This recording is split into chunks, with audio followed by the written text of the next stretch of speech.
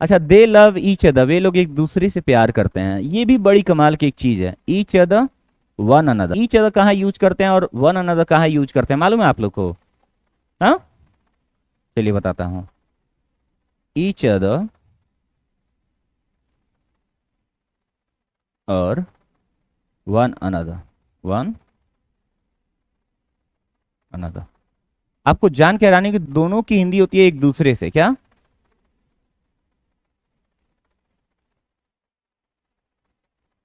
एक दूसरे से।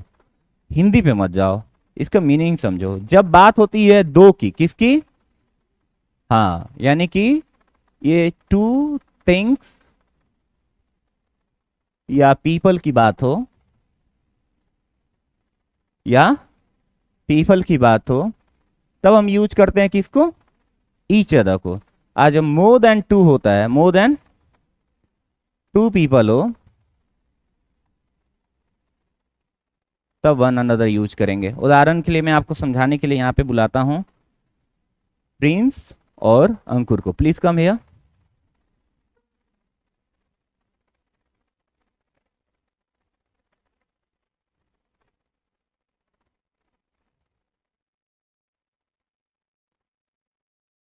प्रिंस संभल के फाइटर है वो, ठीक है ना? समझ रहे हो ना?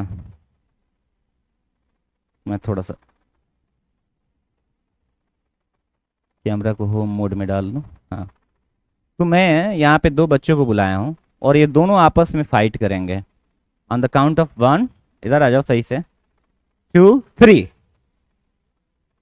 मारा मारी करो। ए, आराम से, पूरा नहीं मारना है, थोड़ा थोड़ा मारना है। ए, देखो ना, ये तो मार ही रहा है ना। तुम भी मारो तो एक फाइट आराम से। तुम भी खाओ एक फाइट, मारो। हाँ चलो। तो ये लोग, मैंने कहा कि फाइट विद ईच अदर, क्या बोला? विद ईच अदर, यानी कि एक दूसरे से लड़ो, एक दूसरे से।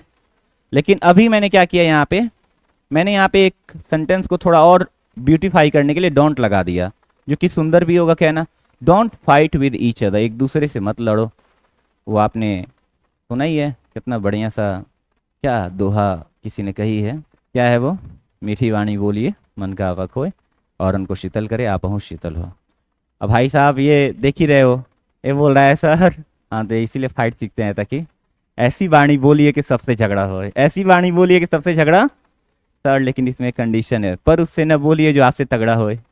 नहीं तो क्या करेगा, मार देगा वो सामने वाला तो। इसलिए गाइज यहाँ पे क्या है कि मैंने बोला फाइट विद ईच अदर, ये लोग फाइट करने लगे। मैंने बोला don't fight with each other, ये लोग फाइट नहीं किए। यहाँ पे सिर्फ दो लोग थे। अब मैं तीसरे को बुलाना चाहता हूँ। अमन आ जाओ यहाँ पे, क्लैप फॉर अमन। अब मैं यही सेंटेंस उठा करके कुछ नहीं करता हूं, लिख देता हूं यहाँ पे fight with one another, fight with one another, एक दूसरे के साथ फाइट करो, वन टू थ्री, ऐसे ही हल्का फुल्का। हाँ, बस बस बस बस। मैंने कहा स्टॉप, मैंने बोला stop, don't fight with one another, एक दूसरे से फाइट मत करो। मतलब कि जब दो हो तो वहां पे ईच अदर यूज करेंगे, और जब दो से ज्यादा हो तो वन अनदर यूज करेंगे। कितने लोग समझ गए? अब जब बात आ ही गई है तो एक और चीज यहाँ पे आपको क्लियर कट बता दूं, ये विद का कोई कनेक्शन नहीं है। जैसे लव विद ईच अदर नहीं होगा, डायरेक्ट होगा लव ईच अदर। क्या होगा? मतलब ये दोनों आए आपस में तो मैं कहूंगा हेल्प ईच अदर, एक दूसरे की मदद करो, लव ईच अदर। इसमें विद का कोई कनेक्शन नहीं है। फाइट आ गया था इसलिए विद लगाया था मैंने। और अगर ये तीनों हो तो मैं बोलूंगा क्या? Love one another. क्या बोलूंगा? और लव ईच अदर कब बोलेंगे? जब दो हो। तीन हो तो वन अनदर, अगर पांच हो तो भी वन अनदर। एक यहीं पे एक और चीज है जिसको मैं क्लियर कर देना चाहता हूं, उसको बोलते हैं बिटवीन। क्या होता है? बिटवीन, ये प्रेपोजिशन का पार्ट है। और एक होता है अमोंग। क्या होता है? अमोंग। दोनों का मतलब होता है के बीच में। क्या होता है? के बीच में। अब समझने की कोशिश कीजिए, जैसे इधर आ जाओ और इधर आ जाओ। मैंने बोला Prince is standing between Ankur and Aman. Prince खड़ा है किसके बीच में? अंकुर और अमन के बीच में। तो जब भी दो की बात होती है, कितने की? दो चीजों की, दो की बात हो या दो लोगों की, तब हम बिटवीन का यूज करते हैं। क्या यूज करते हैं? बिटवीन का। कितने लोग समझ गए? लेकिन एक और लड़का आ गया। आ जाइए बाबू इधर आप, क्लैप हिम।